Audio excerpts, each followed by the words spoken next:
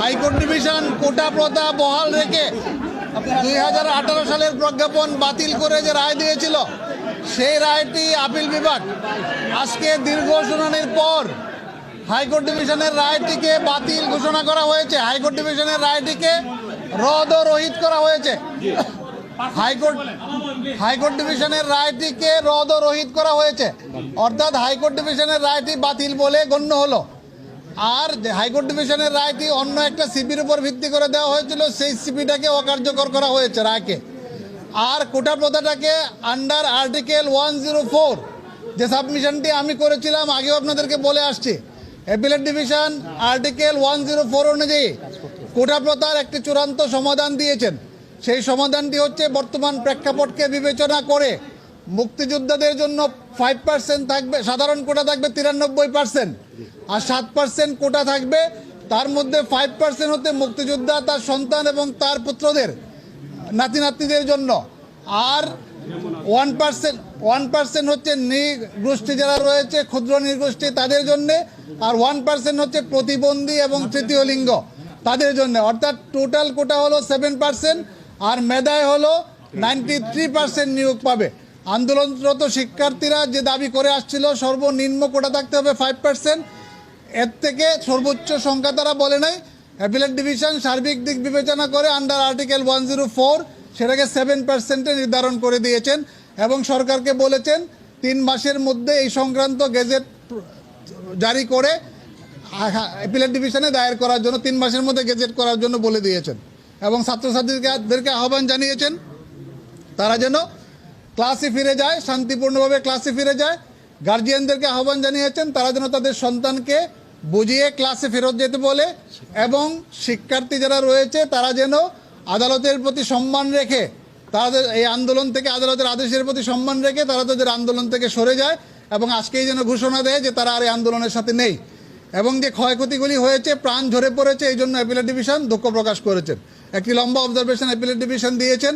সেই দিক বিবেচনা করে আজকে যে রায়টি দিয়েছে সেটি একটি ঐতিহাসিক রায়।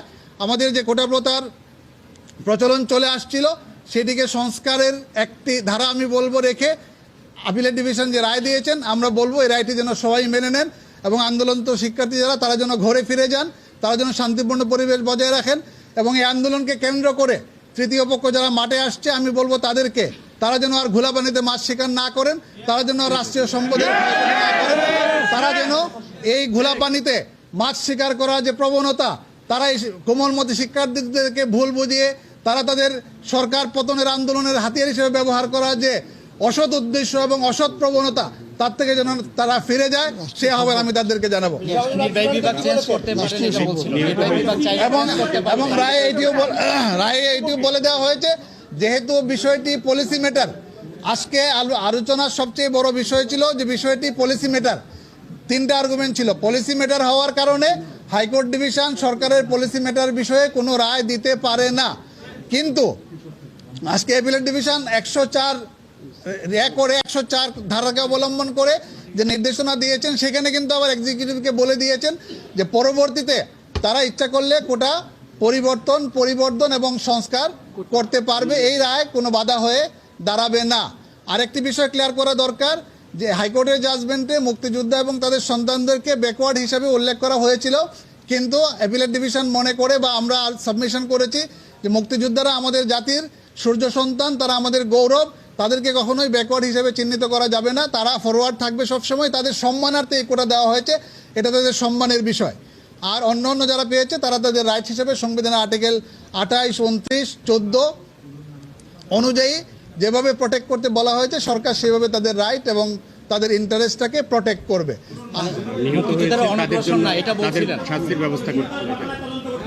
হ্যাঁ, এবং নিহতের যে ঘটনা হয়েছে সেই ঘটনার তদন্তের কথা বলা হয়েছে।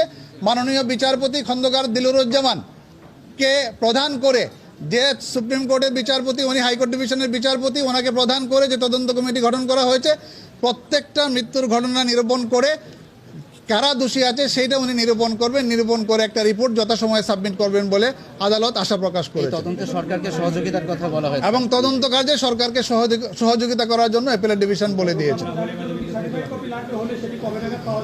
সার্টিফাইড কপি আমরা দ্রুতই পেয়ে যাব, বিশেষ করে অপারেটিভ পার্টের সার্টিফাইড কপি আমরা এক সপ্তাহের মধ্যেই বা তারও কম সময় 2-3 দিনের মধ্যেই পেয়ে যাব।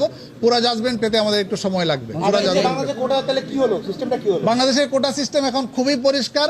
93% সাধারণ কোটা, 5% মেধাবী কোটা বা সাধারণ কোটা আমরা যেটা বলি, আর 5% মুক্তিযোদ্ধা, তার সন্তান, তার নাতি নাতনি, আর 1% ক্ষুদ্র নৃগোষ্ঠী, আর 1% হচ্ছে প্রতিবন্ধী এবং তৃতীয় লিঙ্গ।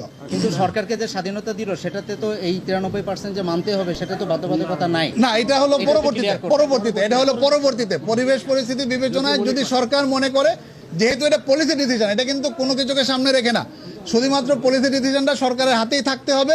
এই জন্যই সরকারের হাতে এই জিনিসটা রাখা হয়েছে। আর বর্তমান পরিস্থিতির বিবেচনা আন্ডার আর্টিকেল 104 অ্যাপিলেট ডিভিশন এই সিদ্ধান্ত প্রদান আপিল করেছে। বিভাগ যে পার্সেন্টেজ ঠিক করে দিলেন সেটা পারেন কিনা আপিল বিভাগ? আপিল বিভাগ 104 আপিল বিভাগ বলে দিয়েছে 100 করে আপিল বিভাগ 100 করে কমপ্লিট জাস্টিস বলতে যেটা বোঝায় এটা একটু সেটা ক্লিয়ার করেন মঞ্জু ভাই, এটা একটু সরকার ক্লিয়ার সেটা করেন। সেটা আপনার আপিল বিভাগের আছে। 104 হলো আপিল বিভাগের আপিল বিভাগ। ওনার রায়ে, আপিল বিভাগ রায়ে স্পষ্ট করে বলে দিয়েছেন যে বর্তমান প্রিভেলিং সিচুয়েশনে to do complete justice under article 104 of the constitution, exactly এই কথাটা অ্যাপিলেট ডিভিশন বলেছেন। তারা এই কোটার জায়গাটাকে নির্ধারণ করে দিয়েছেন এবং যে দাবিগুলি ছিল উভয় পক্ষ থেকে সংস্কারের, এবং উনি হাস্যরসাত্মকভাবে এটাও বলেছিলেন বা ইনভাইট করেছিলেন যারা আর্গুমেন্ট করার জন্য শিক্ষার্থীর পক্ষ থেকে,